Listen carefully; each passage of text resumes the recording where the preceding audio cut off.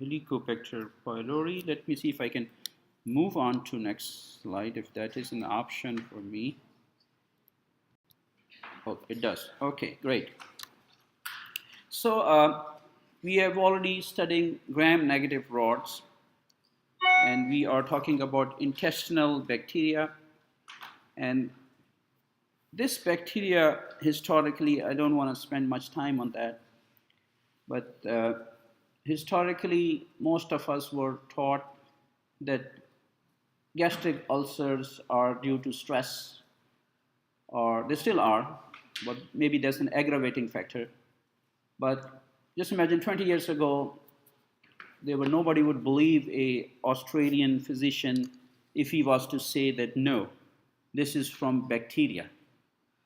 And there's a lot of history that goes over there. He used to go to meetings and present his data. People will laugh at him and make fun of him, but he was pretty much determined. It took him like 10 years.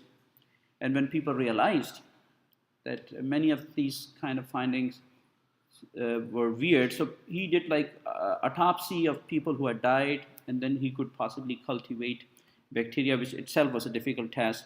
And eventually, over the time, the scientists realized, and they ended giving him a Nobel Prize for that.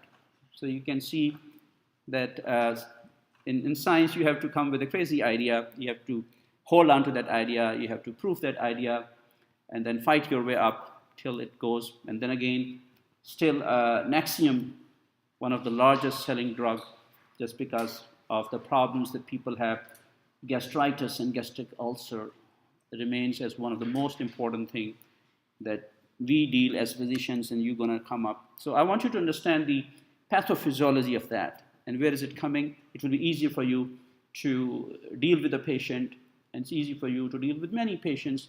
They may have stress ulcers and so on and so forth. So it's a gram-negative rod. It has if you look at the whole group of helicobacters, we do have two types of helicobacters. One are gastric helicobacters. The other are, though uncommon, intestinal helicobacters. And H. pylori is basically a gastric helicobacter, and it has one of the qualities that it produces very high levels of urease. So urease production is typical for gastric helicobacter. And again, if that is the case, remember that is going to be a diagnostic test for us to use. Same story for pathogenesis. You have one big chapter on pathogenesis, bacterial pathogenesis. And I'll just repeat that bacteria have to first colonize, bacteria have to adhere, they have to invade, they have to do many things before they will pose a problem. So especially a bacteria that has to go and pose a problem in an area which has a pH of 2, a concentrated hydrochloric acid. So you can see the challenges that these bacteria may have, but still they succeed. They colonize, not only inflame the gastric mucosa, but destroy the gastric mucosa, and people have gastric ulcers, and people have problems. So as it stands today, the commonest cause of acute and chronic gastritis, and also for peptic ulcers, is H. pylori, Helicobacter pylori. Not only that, also keep in mind, and this again a concept for you, this is one of those bacteria, and we did discuss a little bit in immunology as well. I'm going to spend some time today to recap that this can lead to an immune response, and that can develop into adenocarcinoma. So people who have gastric ulcers, especially for H. pylori, may end up having cancers as well. So that shows it's important. And then again, mucosa-associated lymph tissue MALT, mucosa-associated lymph tissue lymphoma. So that's another cancerous situation that basically is related to this particular bacteria. If you look at the structure of that, I would want you to pay attention that it has multiple sheeted unipolar flagella. So flagella, which is out there, I myself I keep on preparing for my lecture till the last minute, so I may have uploaded some slide this morning as well. Just want to be update on some of the material which is out there, not for teaching purpose only, but for my own education purposes as well. And I came across one of the idea that I didn't have before, that why do these bacteria have flagella? So flagella is like a propeller. It's like those fins, rear fins of shark and whales and so on and so forth, they can push through water, push through media, and cause more damage.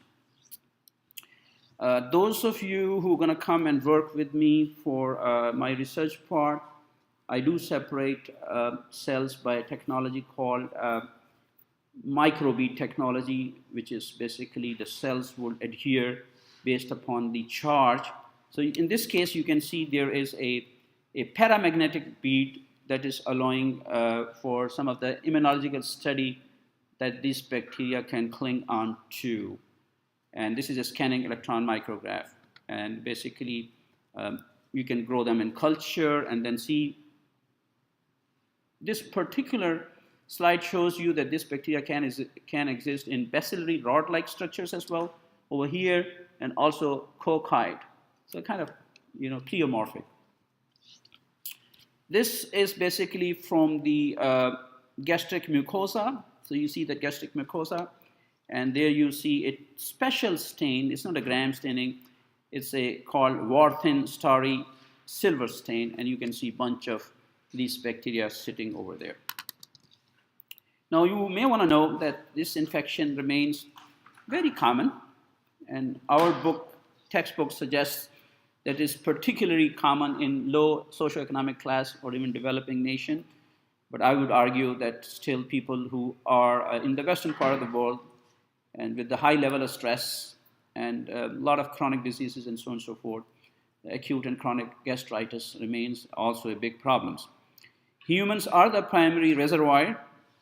Person-to-person spread is important. That's interesting, because you can spread from one person to another in a fecal-oral route. So this means leftover food or chewed up food or sharing food or passing on in stool, so on and so forth. You can imagine that how does fecal-oral spread would happen. They are present ubiquitous all over the world with no particular seasonal incidence.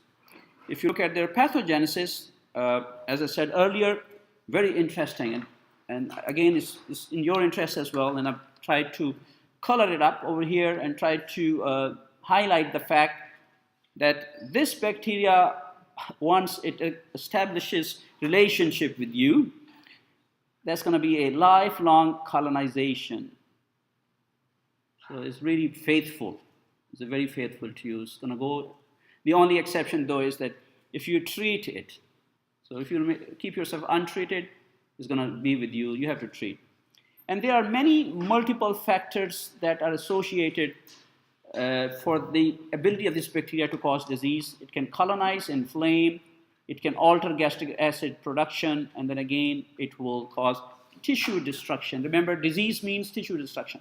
Some of the diseases are caused by microbial factors, where microbes themselves will multiply, release toxin, release enzymes, and some of the diseases that we get is because of our immune response. So immune response itself, goes out of control, and I usually say friendly fire, but it's more than friendly fire. Now, the question you will ask yourself, and I will ask you as well, that what causes initial colonization in an area which has a high acid production? So bacteria is clever. Firstly, it will come and close these taps for acid production by a protein which is bacterial acid inhibitory protein. So bacteria will come, release a protein, stop the production of acid, and then also it will neutralize the gastric acid by the ammonia, because I just told you that it has this capability of producing urease. So that basically will allow it to produce ammonia as a byproduct, and then ammonia will shut or neutralize acid production. Now, as I said earlier, it struck me today as well that when these when a bacteria is mortal, it has that long flagella. Of course, there's a good purpose for it, and that possibly exists there for this bacteria to find its way to a thick viscous mucus, because mucus is lining those epithelial structure, so things will be swimming on the top unless you kind of dive into that and you basically push yourself and then add and adhere to those cells. And then again, it does have a surface protein which will help the bacteria to evade immune detection. So pretty smart. When we look at the tissue damage, it causes localized tissue damage because the urease byproduct, and these are some of the byproducts. It has enzyme mucinase, phospholipase, and then the most important thing is that it has an activity of vacuolating cytotoxin A, VACA. That happens to be the most important toxin that is produced by this particular bacteria, which basically will allow it to enter into epithelial cells and then change the nature of cell by producing vacuoles. So it produces kind of this vacuoles, that special structure that I'm going to discuss in a while, that will cause local tissue damage. Another important virulence factor is another gene, which is cytotoxin associated gene, CAGA. So VACA and CAGA, that resides on pathogenicity island containing approximately 30 genes. So this is a whole genetic studies because we are still developing drugs, and there are quite a few drugs which are coming up in the market, and that all are related to immune response. The other important thing that these two important genes are encoded by a structure which is a type 4 secretory system. So what happened in type 4 secretory system is that it's like a syringe. They basically inject those toxin proteins into host epithelial cell. And then again, if there was a structure element of the cell, cytoskeleton, it will inject those toxins into that and basically damage that. So normal like a scaffolding. So it's like you have a scaffolding and it goes over there and shatters that scaffolding. And not only that, also keep in mind your basic immunology that when in tissue damage IL-8 is released, then again it's going to be a chemotactic factor for neutrophils. Neutrophils are good to help you, but in this case, in an effort to help you out, they may also pose a problem, create too much of noise, too much of friendly fire, and causing damage. Then again, neutrophils will come. Remember, this is as I said, that many of diseases are produced by your whole host immune response. So in this case, your own neutrophils, your own IL-8 are accumulating in gastric mucosa, and they are causing gastritis and even gastric ulcer. I just borrowed 2 slides from an Australian physician. Actually, there were 2 of them. One was a physician. And this is from the presentation that he had in Geneva, probably, if that is the right place they give the Nobel Prize to. And you can see this is what he presented. Gastric mucosa, your basic immunology, basic physiology. There's a mucus layer on the top, and there sit Helicobacter pylori with this kind of multiple sheathed flagella. And you can see other cut section over here. This is a human stomach. And you can see a Helicobacter pylori curve gram-negative. And basically it has adapted to the local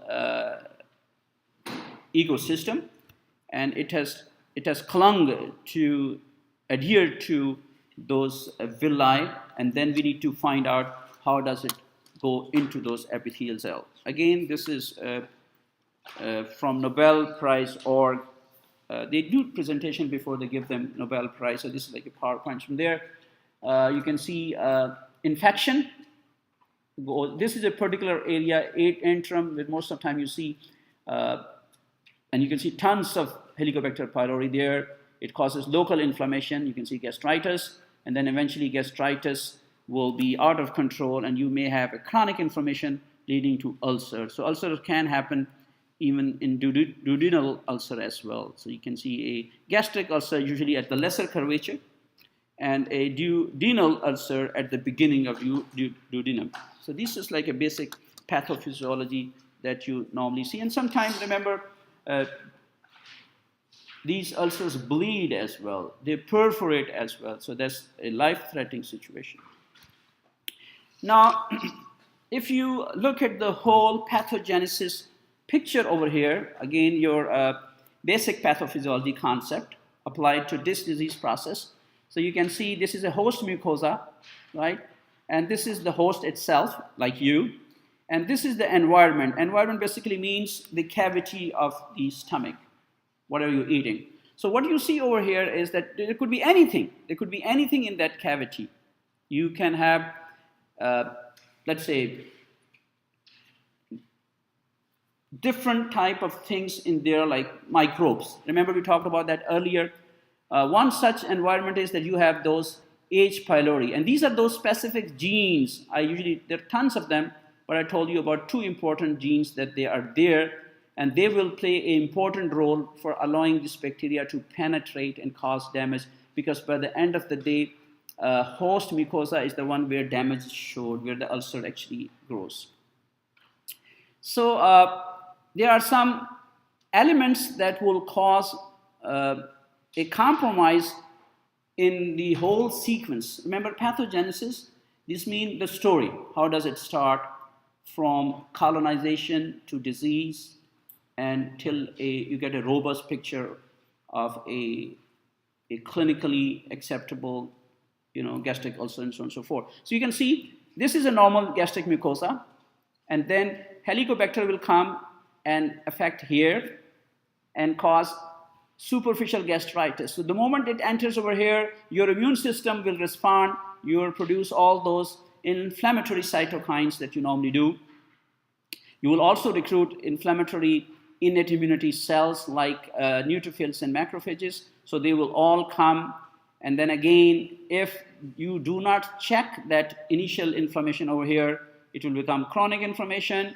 It will lead to atrophic gastritis. You may have intestinal metaplasia, change in the metabolism of the structure of the cell. And then again, metaplasia, dysplasia, and carcinoma. These are the sequence where epithelial cells grow from normal to cancerous. Again, your basic pathophysiology.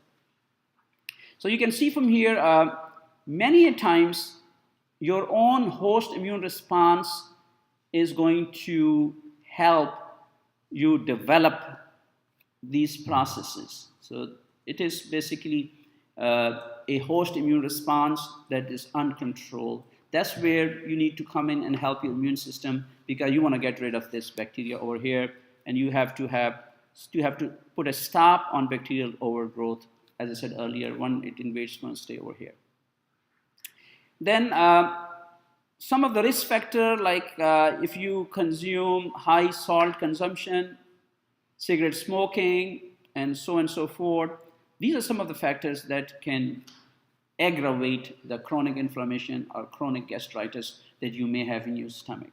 So if you're a smoker, right, it's not only going to get heart disease, but it will also mess up your immune system. It will help any chronic inflammation that you have to go out of control and then lead to all these substantial steps. They may end up with cancer.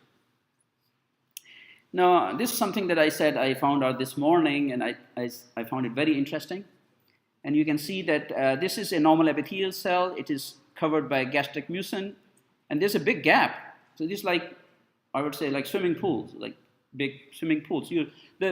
If bacteria did not have that kind of propellers, flagella, it would just be floating on the surface. So bacteria has this powerful kind of tool that's going to spin around. These are like cytoskeleton element, and they are controlled regulatory proteins. It's going to spring around, right, and then shoot it into epithelial cell. So that's interesting for these bacteria, that they have this ability to go and cause problems. So if you look at the base of the peptic ulcer, for example, over here, different layers of mucosa, and then again, this is a topmost layer. So epithelial damage, because it creates proteases, and you can see the whole idea is start eroding the mucosal surface till you denude the lower areas like muscle. And if you go a little bit deeper, depending upon how far the crater and the bed of the ulcer is, if you hit the submucosa where the vessels are, the vessel will explode. and you start bleeding. It really bleeds very bad. It can bleed people to death. Or if it keeps on going this way and it keeps on eroding, it will puncture. You get perforation. And just imagine all the acid over there perforates into your abdomen. That's again is a life-threatening situation. So that's at the beginning of the typical gastric ulcer that we have. I would not spend much time on immune response, but I expect that you pretty much already know that.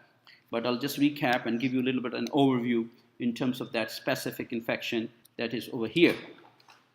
Now, again, I would want you to pay attention to the epithelial layer.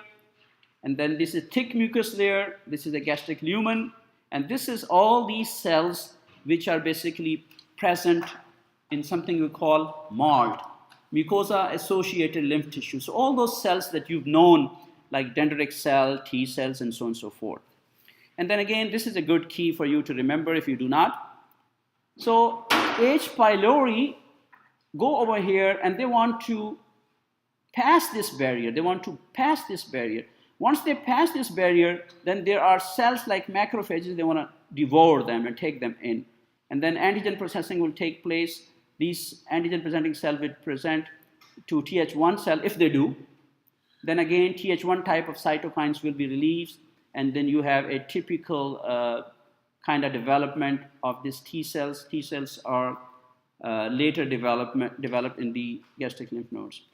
On the other hand, you may have a dendritic cell which has the ability to kind of pass its hand through the epithelial cell and pick up and sample antigen. So that's what it does over here. Sampling of antigen, it picks up an antigen over here, H. pylori, and then presents it to, again, different type of T cell. Now, when it comes through the dendritic cell, you will see, because dendritic cell is a professional antigen-presenting cell, so this may lead into two different type of routes. So you can have a Th1 type and Th2 type of response. So within one immune system or immune challenge, you may get both. And in this case, you can see that you can have Th1 type making different set of cytokine as compared to Th2 type. So you can see it depends upon the immune response that is created.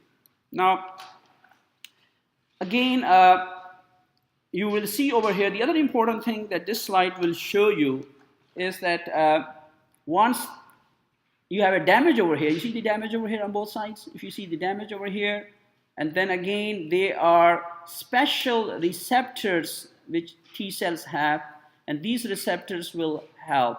And many a time what happens is that, remember I said that sometimes people consider that as an autoimmune disease. So H. pylori will kind of help you develop an autoimmune disease, because the reason is that your cells are making autoantibodies. So you have these autoantibodies over here, and then these cells will bind to those cells, and then we initiate again an immune response where they make tons of those typical autoantibodies, and they keep on attaching to that particular microbe, right? In this scenario, most of the time, you have a dominant pro-inflammatory cytokine, Th1 cell environment, and you can see these autoantibodies being produced. Now, also keep in mind that a typical T helper 1 cell environment, especially in this case, where the Helicobacter tries to get into that, it may develop a tolerance, this particular, to H ions and potassium ATPase, which probably is maintained by T regulatory cells. So that's another kind of scenario. If you remember, T regulatory cells are there for us to regulate the immune response, which way it's going to go. Because by the end of the day, we do give therapy, but again, I just want to emphasize and kind of, push this message that just use of antacids or any other blockers of acids is not a good strategy to deal with gastric ulcers or deal with these kind of problems, because it's an immune problem here, right? So you can see that once the bacteria pass through that, there's immunity that is developing. So we have to basically work for signal transduction pathways. And if you remember me saying, those of you who are interested in drug development and so on and so forth, they need to know the cell biology, and they are all these drugs which are there in the market. And then again, I don't know, the person who was supposed to work on this Helicobacter pylori. I was expecting them to come up with new drugs, but I haven't seen the figure. The figure I was expecting, especially this kind of figure. So this is from the drug development thing, that those people, cell biology, and you can see typically that they want to know what are typical receptors present on H. pylori and what are the corresponding receptors present on your dendritic cell. And how does that signaling take place? And you can see from here that right from the phagocytosis of that particular Helicobacter endosome, they're all signaling pathway that we already talked about. So most of the drugs, as you can see from here, are going to target all of these players over here, all of these players. So this is like new generation of immunological drugs that are coming up to treat such a problem that people used to just take antacid for, or take cimetidine for, or H2 blockers, so on and so forth. So that's pretty much an old story. So you can see from here, once the bacteria gets into the system, and when the message goes to the system, message within the nucleus is whether it's going to produce pro-inflammatory cytokines or beta defenses. And you can see one of the things that this message will go to dendritic cell is to produce IL-18, or it's going to produce IL-1B, IL-1 beta. So you can see both of them will recruit naive T cells, which are cells that have not seen an antigen, and then again will differentiate into two different subsets. So there are two different subsets, and in both cases the responses will go into two different directions. So this is like some of the things for those of you who want to go in that field. We'll try to help the concept forming. How do you diagnose? You have to do microscopy, look for the specimen. I just told you urease test, which is relatively sensitive but highly specific. So what they do is that they ask the patient to breathe into the test, and then urea comes out. It's more of like an alcohol kind of a test, breath test. You can also look for an antigen, which is pretty sensitive and specific, but you have to look that up in stool specimen. You can also culture, but there are problems because you have to culture it in microaerophilic condition. Growth is very slow. The method is insensitive, and then finally you may want to look at the antibodies or serology for an antigen present in your serum for this particular bacteria. What do we do for that? So the established treatment, prevention, and control, other than you would have thought, multiple regimens. There are multiple regimens. We call it a combined therapy with a proton pump inhibitor, omeprazole, very common drug available over the counter. And you can add a macrolide and clarithromycin or a beta-lactam for 2 weeks. So it does show a high success rate. I normally don't ask questions related to treatment, but this is such an important thing. I do ask a question, how do you treat H. pylori? And then again, if you find out that sometimes they do gastroscopy, and they take a culture and they do find that you have Helicobacter pylori. So what they would want you to do is that you want to initiate a prophylactic treatment, and then because the whole idea is that they don't want you to go to that condition where you may have adenocarcinoma of even lower esophagus. They are trying to come up with vaccines, so far not available. And then again, if you have bought the original textbook with a student consult ID, there are quite a few flashcards available and some of the case studies available for you to kind of realize the importance of this case and how do we normally treat them. And I was told by the students working on this particular bacteria that they are quite helpful. So these are like some of the facts that you want to learn or memorize or cram. And you can see from here, gram-negative spirobacilli, virulence factors, all tons of them, diseases, epidemiology, treatment, so on and so forth. So Helicobacter pylori, you must have realized by now, that is an established causative agent of acute and chronic gastritis for gastric ulcer, duodenal ulcer, and then duodenal ulcer is known to form two important cancers. One is adenocarcinoma, and other is a marked lymphoma. Now, in the same set of microorganism, another microorganism they want to discuss today is Campylobacter jejuni. And again, if you look at the structure for that, it says fecal specimen, and you can see curved, thin, curved, gram-negative over here. So you can see over here gram-negative, thin cells. If you biology, virulence, and disease, gram-negative, and then again, remember the most important slides for all the bacteria, and you will see quite a few questions on that, and I want you to know what is pathogenesis? How does this bacteria tend to cause disease? How do they adhere? How do they move? How do they invade intestinal mucosa? So for Campylobacter pylori, remember I said, alluded to Helicobacter pylori because of the autoantibody production. It is known to cause a disease which is more towards an autoimmunity, where your own cells will go after your own cells and cause destruction.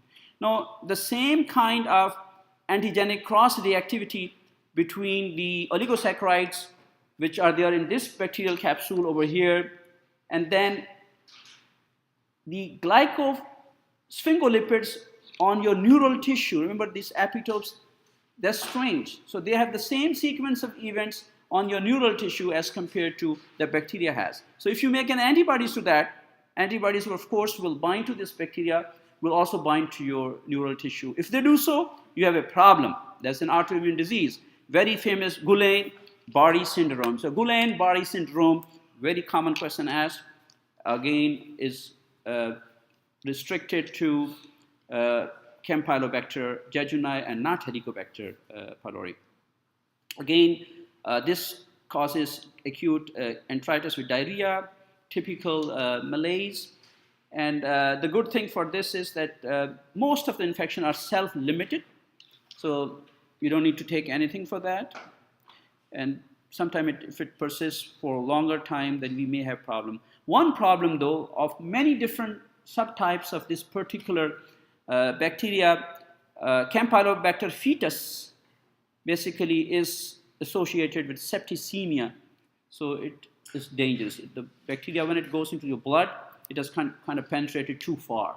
It's not restricted itself to mucosa, but it's gone into your blood, and wherever the blood takes, so it's more of a disseminated, widely spread out disease that may involve multiple organs. So it's something you don't want. Now, remember I said that we basically are interested in human disease, but some of the diseases are such in animals that affect us, right? So in this case, this is known to be a zoonotic infection. So basically coming from poultry, but again, we all consume either poultry directly or some of the products. Most of the time we acquire that, these are like foodborne diseases, by contaminated food, unpasteurized milk, or contaminated water. Person-to-person spread does not occur normally. And then again, remember, as compared to some other bacteria where you need only 1 or 2 bacteria, for this particular bacteria, in order to establish disease, you have to have very high content of bacteria, right? Or what you can do is that if you take too much of antacid or you mess up your acidity, you will give a chance of this bacteria to cause problem even at lower level, because your acid's not working. It's present everywhere. It's like a typical enteric infection. And if you look at the pathogenesis in a way, and you can see from here, this is a typical, there are several environmental reservoirs. So you can see that it can colonize the chicken gastrointestinal tract, for example, very high number, and they are there in mucosal layer. And then again, it is passed from those animals, you can see from here, to the water, and you can consume the water, or these animals are then eaten up, and you get that infection. So if you look at the mucosa of the chicken, you can see these bugs over here, and then again, they are transferred to you. Or you can also see that they can be also picked up to the water being fed to cows. So it's a multifactorial situation that you have Campylobacter hanging around in environment and ecosystem. So your drinking water gets contaminated. You consume animal product, like in this case, unpasteurized milk or meat, or you consume chicken. Again, these things will add up, and it was going to cause you a problem. And remember, as I said earlier, I gave you kind of an upshot of how powerful that flagella is in terms of poking holes into your cells. And this is for real. So if you see some of the studies which are done recently, and these are, as I said earlier, the slides that I looked upon this morning, you can see a typical structure of this bacteria. They're gram-negative, so of course they have an inner membrane, they have an outer membrane, they have a periplasmic space, and they have a thin peptidoglycan layer, and they have lipooligosaccharide. And this is what I was talking about. So you can see they have very strong, properly propelled, very organized kind of properly propelled a structure that goes out of the capsule and will cause that push and penetration power for not only adhesion, but basically going into the system. So there are quite a few similarities if you pay attention to the human in terms of chicken. And again, you will see that mucosa is common, it goes in waves. In human, we have neutrophil, dendritic cell, macrophages, and of course in chicken also we have macrophages and some other kind of cells. And the whole problem is that again, in humans, we have NF-kappa B signaling, if you remember transcription factors. Mostly pro-inflammatory cytokines, where you have inflammation, diarrhea, and clearance, as compared to this one, where basically is a disruption of immune response that these people have. And then again, they basically may have a benign, it's not that kind of a problem. So they can act as a carrier, not do much damage to themselves, but pass it on to the people who consume dairy products.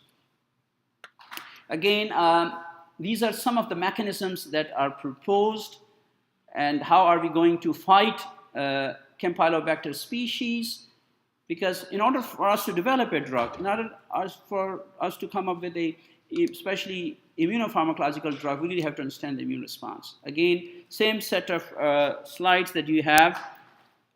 You have a commensal bacteria. You see tons of commensal bacteria that are out there in the lumen. Then you have mucous membrane. You have and this intestine, because intestine has a higher number of as compared to the gastric mucosa you saw earlier. So Campylobacter goes over here, penetrates itself, and then it can either go transcellular or paracellular. You can see the paracellular, where you have cell-to-cell adhesion molecules like CAMs. So they kind of like opening gates. You can open up and allow this bacteria to go in. Once they go in, then we have all those cells, neutrophils, macrophages, sitting over there, and they should take care of that. And then you have cells of innate immunity or components of innate immunity, like complements and so on and so forth. They will try to go after those bacteria. We really have to understand what role do they play and how we can assist them or enhance the effect that they may have. How do you diagnose? Again, for both of the bacteria that we have discussed so far, stool specimens is insensitive but specific. So you can also culture but need specialized media. You have to give them microaerophilic, means reduced oxygen. So you have to have elevated temperature. You have to leave it for a couple of days. You can also detect antigen in stools that's moderately sensitive and very specific compared with the culture. So stool specimens, looking for those antigens. How do we treat them? As I said earlier, if you have mild gastroenteritis, infection is self-limited. It's going to go, but you need to make sure that you don't lose your fluid and electrolytes. It may cause severe gastroenteritis and septicemia, and you have to make sure that you have this primary sanitary methods or healthcare methods of washing and making sure the foods are properly cooked, so on and so forth, and also make sure that the public health people are taking control of your water supplies. Because I was reading an article this morning, and it says that if you were to sample your kitchen today, especially the kitchen cloth that you want to wash your utensils with, and the soap and this, everything will have Campylobacter jejuni. There's so much of this thing going on, And there are many other important things that we are still learning from what's going on in terms of establishing hygiene, especially in food industry. Again, I would recommend that you can, maybe it's too late in the game that you want to go and purchase that online version, but those of you who have, you can see some of the case studies are really interesting. This is basically a person has a 10 bloody bowel movements per day. So you can see things can go nasty. Don't think it's a simple, benign thing. 10 bloody bowels a day is too big a problem. Lasting for 1 week, and it has uncooked chicken camping trip. I hope they don't serve them chicken when they go for legislative day in Springfield. You can call them up and tell them that we just found out that be careful. So trigger words are bloody diarrhea, undercooked poultry, thin curved gram-negative, and these are some of the essential facts. And as a rule, and I'm pretty sure I may have said it many a times, that if the bacteria touch the superficial intestine, it's going to cause irritation, so gastroenteritis. If it goes deeper, then the blood will come. The more deeper, more blood will come. It goes into the vessel, bacteremia. So that tells you the bloody diarrhea. The moment you see bloody diarrhea, you are looking for an invasive kind of bacteria that is going all the way through. And then again, there are flashcards available. You can see some of the information. Flashcards are good sometimes, not all the time, because I don't prepare my question from flashcards, but I can assure you that we have these important things: motility, oxidant positive, virulence factors, anti-complement capsule-like, adhesions, diseases, epidemiology, prevention, and so forth. So this will give you an idea. Now, having said that, what I want you to do for this particular lecture is that, as I said, that I've started making questions for this exam since this morning, but just looking at the lectures that I gave it to you, when I have 3 different bacteria in given one lecture, so I would contrast and compare them, right? So if you have 2 lectures over here, so make sure the questions are not coming from Helicobacter pylori alone. I'm going to compare it with Campylobacter. That's what they are. So make sure you look for familiarities. Many a time people come to me and they say, I know the subject. Well, that's good. I don't deny that. You do know the subject, but you pretty much don't know how to compare and contrast. So regardless of your ability to memorize and cram, you need to know how to compare and contrast, because the questions are such that they have a stem and they have a distractors there. And the words distractors suggest to me similarities. So you have to be very careful, paying attention. Am I talking about aerobes, anaerobes? What am I talking is not. These are some of the things which are little subtle differences, and that will make a major impact if you were to go and pick up a particular choice. Because knowing a subject is totally different than how well you're doing on multiple choice question exam. This is a beast in itself. I can assure you, but the thing is, those people who study less, but they are study smart and they know how to do these questions, they will always perform better, regardless of whatever they do. Because this is how the system works. That's why I've not reached that level, but I'm developing to give you hundreds of questions. You get used to this doing questions. The way to prepare for medical subject is to do the questions. To prepare for the medical reading is not enough. Reading is enough. You want to read it before the lecture, after the lecture, good enough. Once you are done, so you pretty much have a couple of hours. I do my reading. I come from 9 to 11 for this lecture, reading part. And I go back, and maybe for you as well, immediately read it one time. Done away with. Now, after that fact, you need to practice the questions. Because that's where, unfortunately, we don't have any other way of assessing you. But that may answer the question that you may have, that I know the matter. Well, I agree with you. You know the matter. I'm pretty sure you worked hard. But by the end of the day, the assessment still has to be made through multiple choice questions. And that's where it needs practice. So this is the exams. Whenever you study in the exam, this is a study academic thing. It's an education. When you take an exam, it's a skill part. Try to kind of differentiate between that. And many a time, the assessment tools are skill-based. You know, it's just like there's always, in a crime scene, for example, there's always a clue. No matter how good a person is, a criminal is, always find a clue. So even if you don't know anything, for example, you're totally blank, you go in the test, there are always clues there for you to pick up an answer.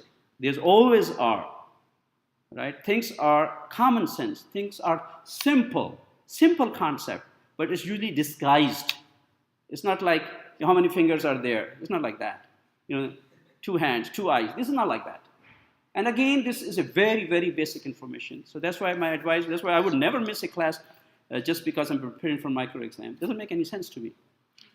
Because no matter what you do from now, you can spend 140 hours reading. It's not going to make any difference on the outcome of that. I would rather go to school normally, attend every classes, gain something, and still do the test. I'm pretty sure there will not be any difference in terms of the output that you have. Okay? So I will stop here, and if